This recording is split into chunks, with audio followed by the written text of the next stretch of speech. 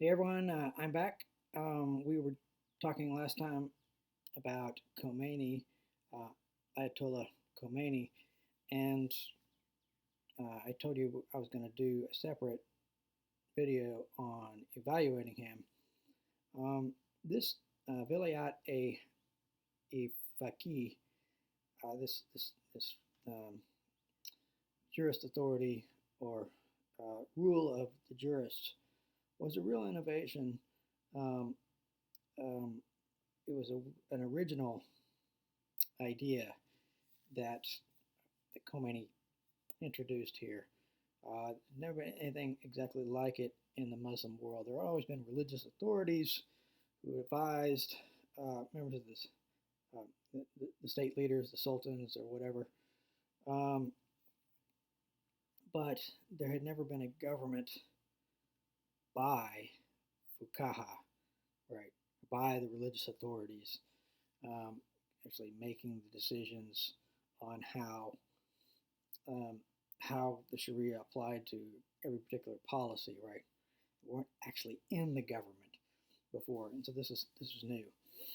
In terms of evaluation, I want to first mention a couple of problems with the theory, and this is a problem that you could apply more generally to Islamism.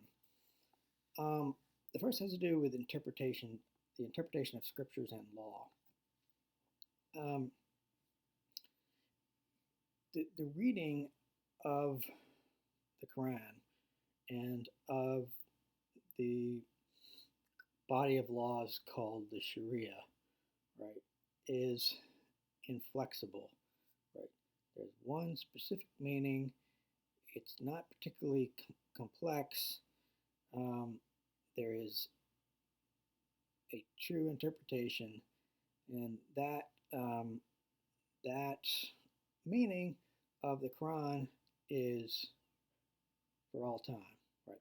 There is an ahistorical reading of the Quran that you don't read anything in light of, okay, unique circumstances that they were responding to that have changed. I mean, circumstances are radically different now than they were on the Arabian Peninsula in the 600s. Um, but but they read it as if everything still applies, and historical circumstances are not a factor, right?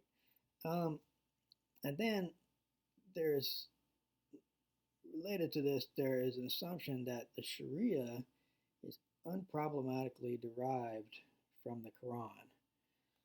This is actually a deeper problem in Islam. The development of religious law has been assumed to be essentially exactly what, at least by Islam, certainly has been assumed to be correct. There was a consensus, there was an agreement among legal scholars that this is how you interpret the Quran. This is basically what it means.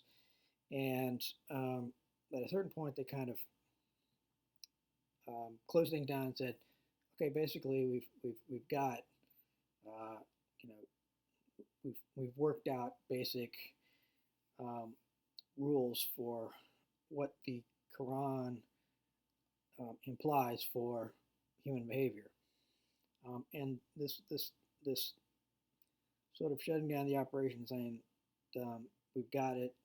Essentially, the doctrines are all settled. The you know the patterns of living are all decided. This was called by some closing the doors of ijtihad. That was a famous saying for ijtihad, IJTIHAD in English, um, means independent interpretation. So, somebody approaching a text fresh and independently interpreting it, there was an idea that in the development of Sharia, uh, there was no longer any need for that, and new independent interpretations were not particularly welcome. Or at least this was the conservative reading of Islam. If you're taking a legalistic approach, the Sufis, for instance, wouldn't have been quite this um, this way. But remember, the Sufis are the Islamic mystics. Um, but it's worth bearing in mind though that the Quran doesn't include um, a code like you get with Sharia. Um, the Sharia was developed by religious scholars looking at the Quran, looking at Hadith, and fleshing out what this all means in practice. Um, and but I mean, if you assume that these scholars are not um, infallible, then then it's possible to read uh, parts of the Sharia as not correctly interpreted, and um, but the larger point is the Sharia is something that comes after Muhammad, um, and taking it straightforwardly as simply this is the meaning of what Muhammad said for how we should live our lives could be problematic. This is a problem for both fundamentalists in Islam as well as for Islamists. Then, in terms of applying divine law, this is the same similar problem. Um, Basing government on applications of Sharia is effectively not the rule of some kind of idealized divine law, but of fallible men's interpretation and application of divine law, which itself they read ahistorically, without regard to historical circumstances. So, in other words, they really are, in a sense, trying to act on God's behalf. And this could be problematic. I mean, in other words, even if there is a sort of set thing that we could call religious law that that has a definite meaning and it will never change, um, that by itself could not be the standard for government um, in a pure sense, having it perfectly applied unless God Himself did it. And so um, this this idealized picture of God's law, divine law, simply being applied unproblematically to the affairs of society, it doesn't grapple with this practical, pragmatic problem that you're saying, well, it's also a theoretical problem. You're saying that the divine law is ruling, but actually, effectively, you're ruling according to your interpretation of divine law. So that's worth reflecting on. Okay, so elements of ideology in this system of Khomeini's. Of course, there is to begin with, as with all ideologies, there's some kind of dissatisfaction with the world, right? Um, the deep dissatisfaction with the world in this case, Khomeini's, is that it's controlled by imperialists and tyrants, right? I mean, you can compare that to Qutb's Jahiliyyah, right? Similar perspective. There's a Manichaean view of the world. Right? The Manichaeans were, again, an ancient religious group that they saw um, the world as basically in terms of a contest between monolithic forces of good and evil, right? There's a good force and there's a bad force. Kind of think of Star Wars, right? The dark side, and the light side. This is how they viewed the world, and so it's fairly clean cut categories. There's clearly demarcated good guys and bad guys. There's not much room for gray area, right? And in this case, it's these demonic imperialists and tyrants, literally called Satan uh, by people in the Iranian regime, versus we holy ones, right? We are on the side of truth and justice and goodness and so forth, and then there's the bad guys, right? So that's a very typical dynamic of ideologies. There's a clear us versus them dynamic, right? Then there's the magic bullet solution, right? It's utopian.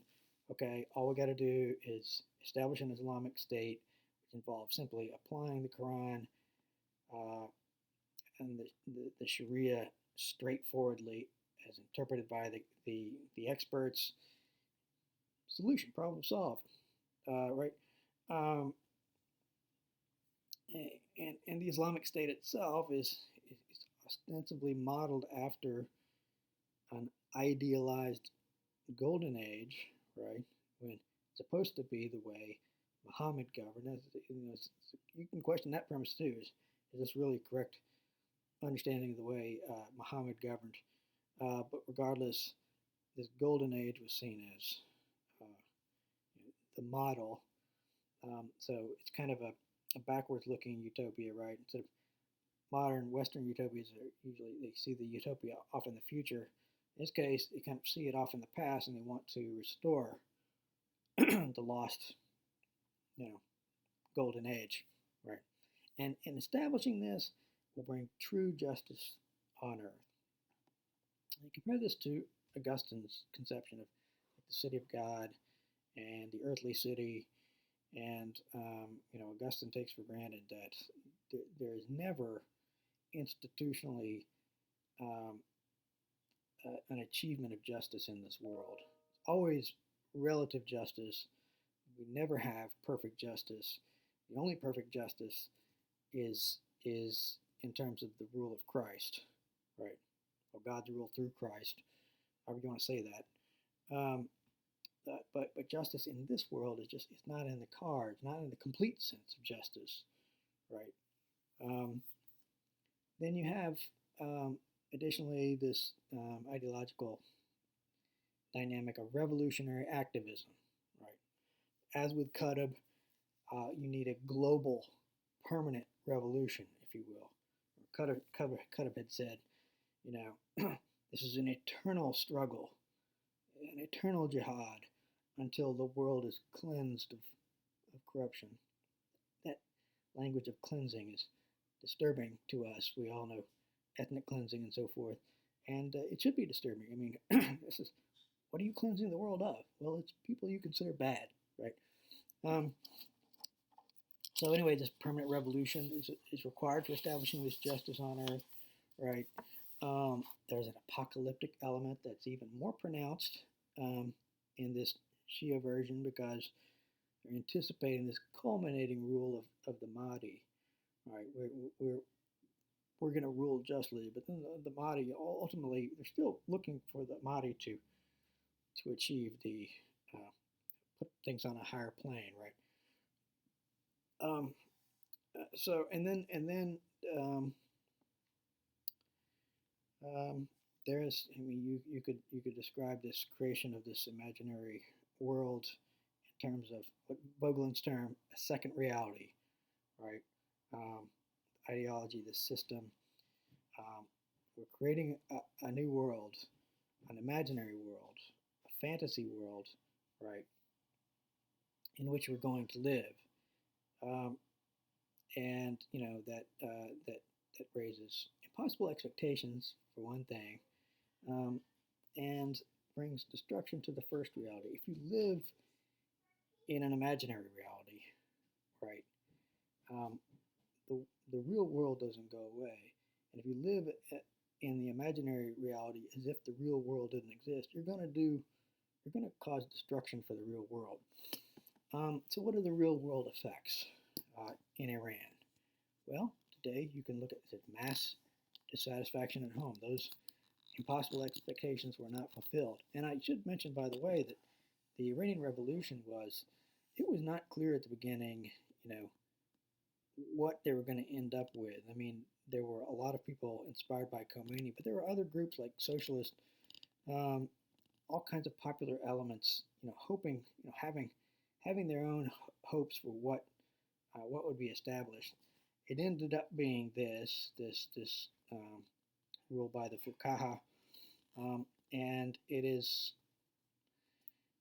indications are highly unpopular with the Iranian people today, but they're kind of, for the time being, stuck.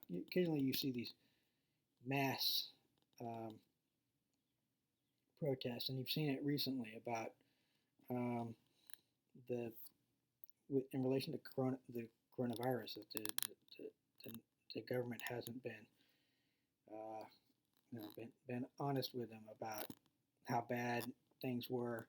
And before that, you had, after the Trump administration ordered the killing of that guy Suleiman, who is the sort of leader of the terrorist organization uh, in Iran, and major figure in developing that whole operation in the Middle East.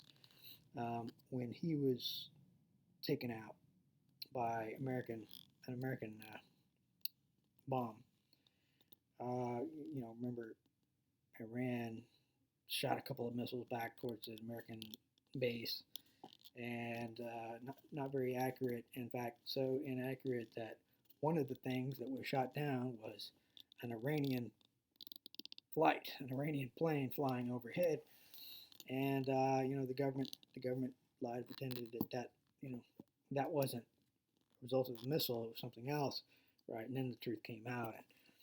Um, so anyway, this mass dissatisfaction among the Iranian people. Um, there is a quest by Iran for hegemony in the Middle East. They want to be a dominant player. They want to establish control over the Middle East. They want to promote Shiism, right? Remember, it's in their constitution that they have a duty to uh, to spread the revolution, right? Um, and this is part and parcel of their aggressiveness in the Middle East, trying to, establish more control. And in some respects, they're sort of um, what's the term for that? Their arch nemesis is Saudi Arabia, because Saudi Arabia, being the land of the two most holy places, being Mecca and Medina.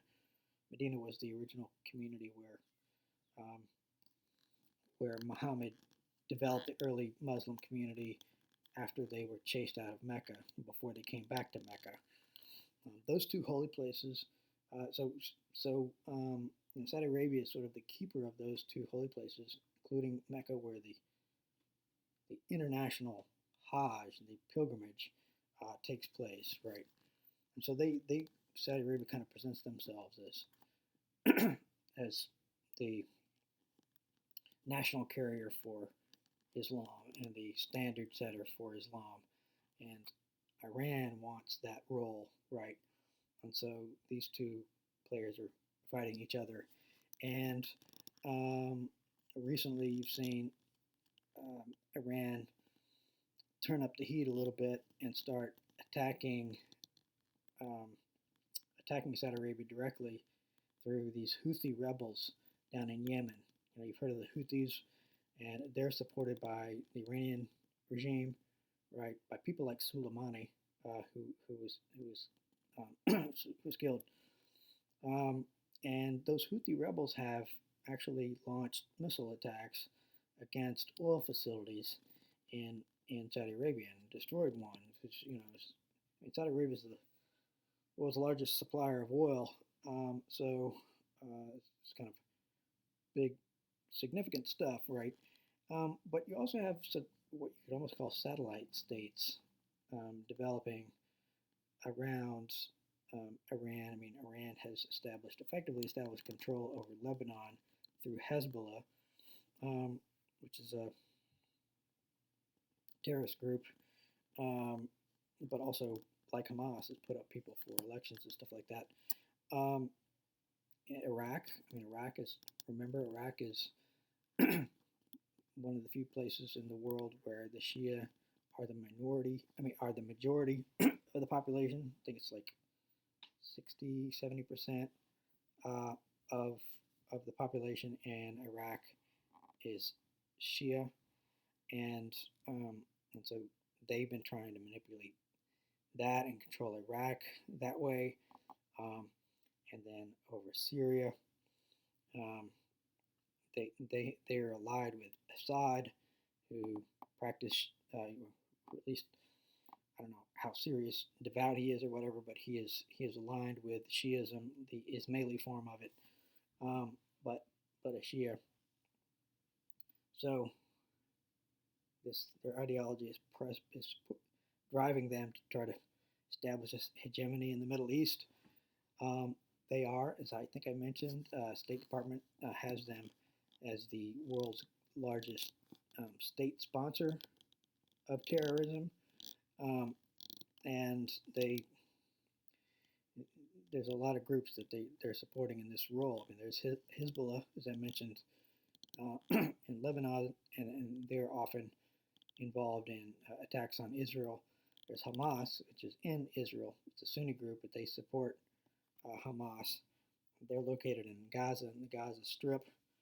Um, in Israel, there's the Houthis in Yemen that I talked about, and there's the Shia militias um, in Iraq and Syria. And the Shia militias were a big part of what the chaos in Iraq that we were dealing with when we were trying to establish some kind of semblance of order after after we invaded and things kind of got crazy. There were Saddam loyalists who were involved in this.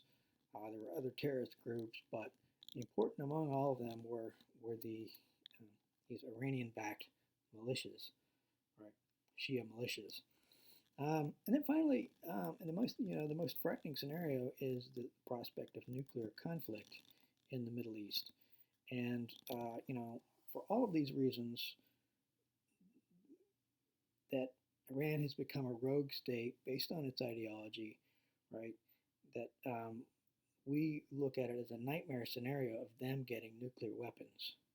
Because one thing that would happen is, first of all, most of the Middle East is Sunni. None of them trust Iran, and all of them oppose the ideology, at least in its Shia form, and all of them are scared to death about Iran. I took a trip over to Saudi Arabia myself. I saw, we talked to a lot of people, military and government people, and it seemed like the thing that the biggest concern of theirs in foreign policy was Iran. It was kind of a mortal threat to them. So if Iran got nuclear weapons, what would happen is a bunch of Middle Eastern states would also get nuclear weapons to protect themselves. And